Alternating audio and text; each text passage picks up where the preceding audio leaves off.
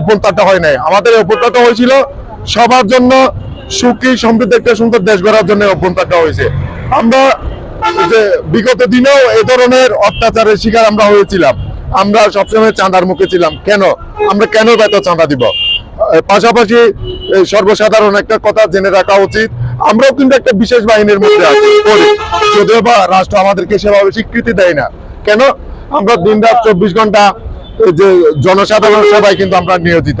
আপনি পুলিশ বলেন, র্যাব বলেন, তারপর আর্মিরা বলেন, তারাও যেমন দেশের জন্য দিন রাত 24 ঘন্টা কেটে যাচ্ছে। আমরা ড্রাইভার সেক্টররা যারা আছে, আমরা যারা পরিবহন সেক্টরে আছি, আমরাও কিন্তু সেম। আমরা কিন্তু কোনো অংশে কম না। আমরাও সবসময় কিন্তু এই যে যাত্রী সেবাই দিয়ে যায়, টাকাটা আমাদের জন্য সবচেয়ে বড় কথা না।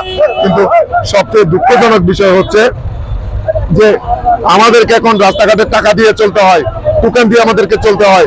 আমরা বিশেষ এক শ্রেণীর মানুষের কাছে আমরা জিম্মি হয়ে গেছি। কেন রে ভাই? কেন?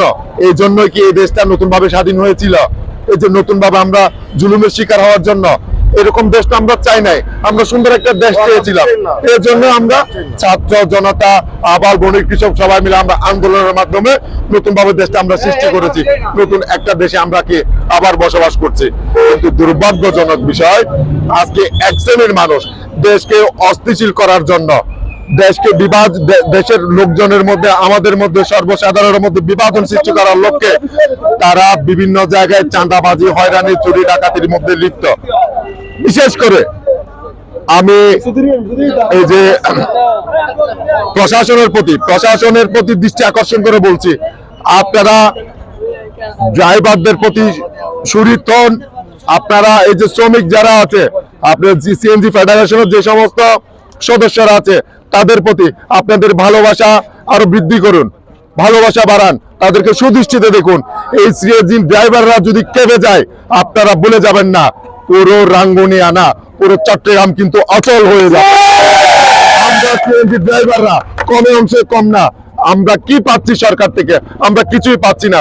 বরঞ্চ প্রতিবারে এই সিএনজি ফেডারেশনের যতগুলো শ্রমিক আছে, আমরা সবসময় অবহেলিত, রাষ্ট্র থেকে, রাষ্ট্রপ্রধান থেকে। আমরা কি পাই? আমরা কিছুই পাই না। আমরা আমাদের শ্রমের মাধ্যমে প্রত্যেকটা বছরে এমন কোন সিএনজি সেক্টরের সদস্য নাই, ড্রাইভার নাই যারা প্রতি বছরে সরকারকে রাজস্ব দেয় না। আমরা রাজস্ব দিই, আমরা ব্যাগ দিয়ে চলি। অতএব আমাদের প্রতি সম্মান রাখতে হবে। আমাদের প্রতি মানে বৃদ্ধাঙ্গুলি দেখানো যাবে না। আমরা কাউকে চাঁদা দিয়ে রাস্তার মধ্যে গাড়ি চালাতে পারবো না।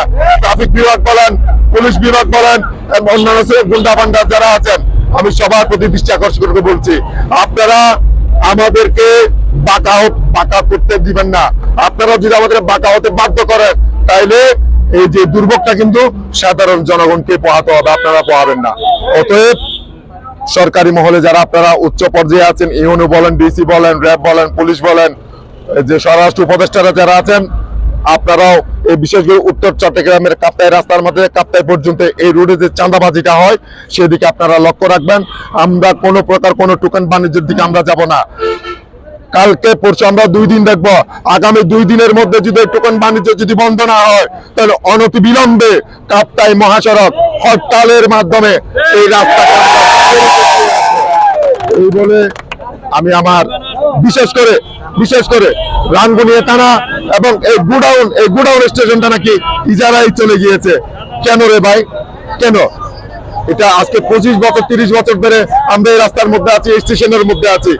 আপনারা যদি প্রত্যেকটা সেক্টরে যদি মাথা ঘামান, আপনারা যদি প্রত্যেকটা বিষয়ে যদি হস্তক্ষেপ করেন, তাহলে এখানে একটা শৃঙ্খলা থাকবে না। আমরা সাধারণ শ্রমিকরা কোথায় যাব? অতএব সবাই সাবধান হয়ে যান। আমাদেরকে কেপাবেন না। আমাদেরকে কেপালে পরিণতি কিন্তু এই দেশেরই, মানে লসের খাতাটা কিন্তু দেশেরই হবে, আপনাদের কিছু হবে না। অতএব সবাই শান্তভাবে থাকবেন, সুস্থভাবে থাকবেন। দেশের সম্মান বৃদ্ধি করতে হবে, সাধারণ মানুষের ভালোবাসার আস্থা অর্জন করতে হবে, আমাদেরকে যাত্রী সেবা দিতে হবে। এই বলে আমি আমার বক্তব্য শেষ করলাম। আসসালামু আলাইকুম ওয়া রাহমাতুল্লাহি ওয়া বারাকাতুহু।